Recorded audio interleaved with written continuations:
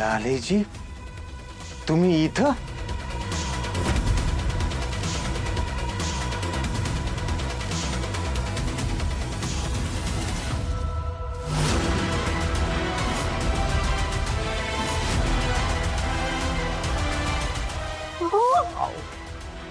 काय करताय तुम्ही? आर्याताईंना असं का ठेवलंय? वेळ लागलाय का तुम्हाला? असं कोणी बघितलं ना फासावर देतील तुम्हाला. तुम्ही काय म्हणलं होतं? बॉडीची विल्हेवाट लावणार म्हणून. मग इथनं बाहेर का नाही नेली? इथं अशी का ठेवली?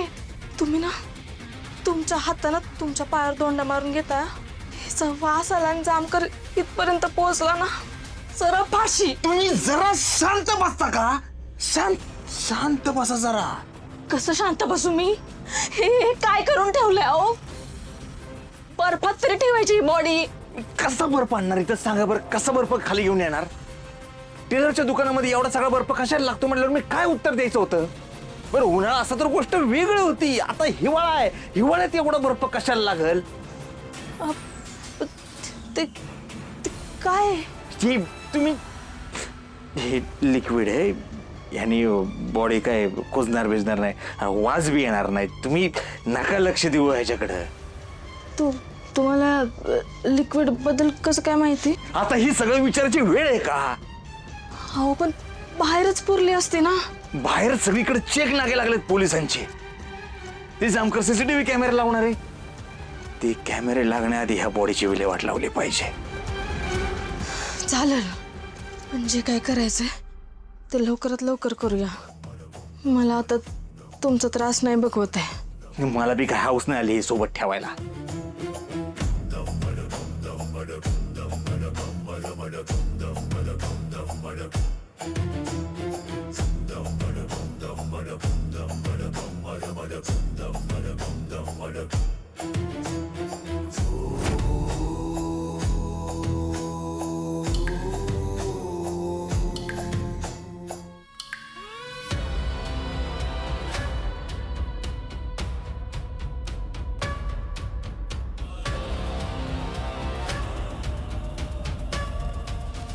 अहो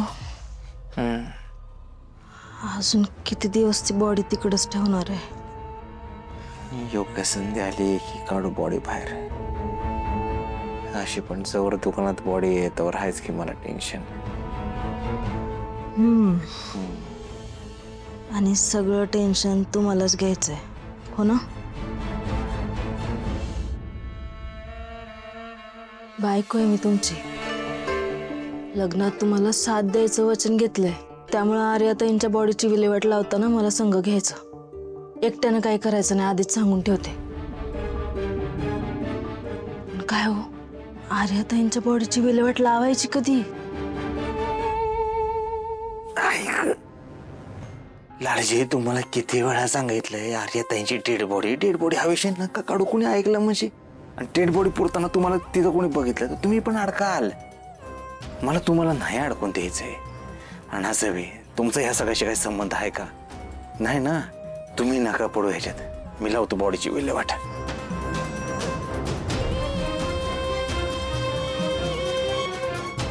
माझा संबंध नाही.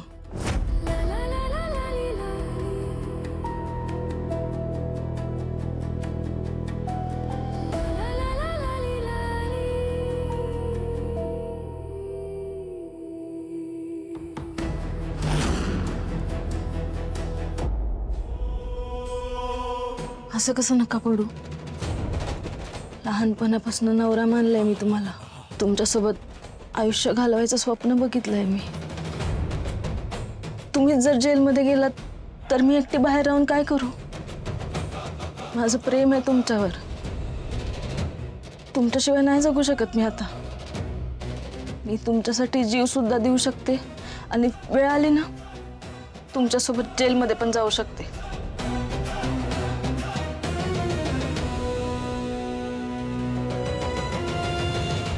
ही खरंच इतकं प्रेम करते माझ्यावर की माझ्यासोबत जेलमध्ये यायला पण तयार आहे.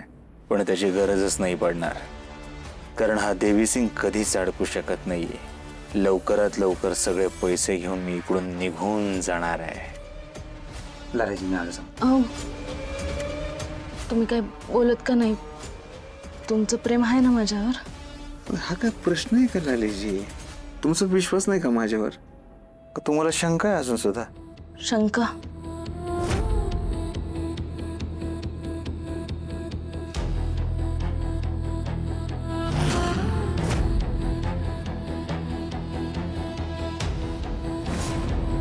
अजिबात शंका नाहीये.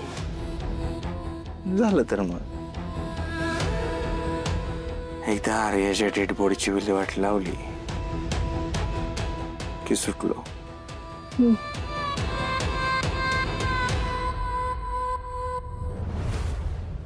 फुलाता करू का? असं हानी ना एक एक रट्टी आहे. कुठं चालला? थांब, नाश्ता करून जा. नाही नको, येळ नाही माझ्याकडे. अरे नाश्ता करायला किती सही लागणार आहे? बस. नाश्ता करायला जेवढा वेळ लागेल ना तेवढा बी नाही माझ्याकडे. गावात डेड बॉडी शोधायची.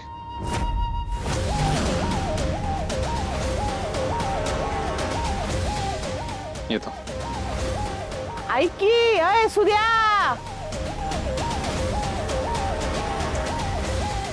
यांना आर्याताईंच्या बॉडीचा सुगावा लागलाय का काय? माधुरी परत माझ्या स्वप्नात का आली असेल? तिला काय म्हणायचं असेल?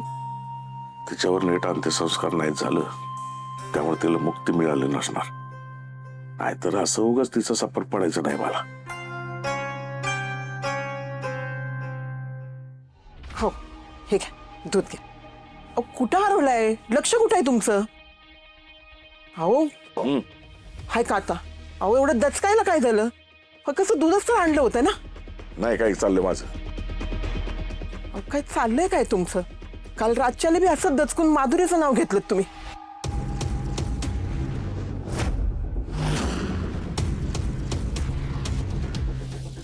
आता बी हरवलायत कुठं? काय चाललंय तरी काय तुमच्या डोक्यात? काय नाही चालू माझं. तुला काय करायचं? आणि मी काय माधुरी नाव नाही घेतलं कसलं. तुझे कान भरलेत म्हणून तुला तसा आवाज येत असेल. आता या म्हाताऱ्याचं काय मध्येच? याच्या डोक्यातून अजून तो माधुरीचा विषय निघत नाहीये. अशाने हे म्हातारं पचकायचं आणि माझं सगळं पितळ उघडं पडायचं. याला आवरावं लागेल.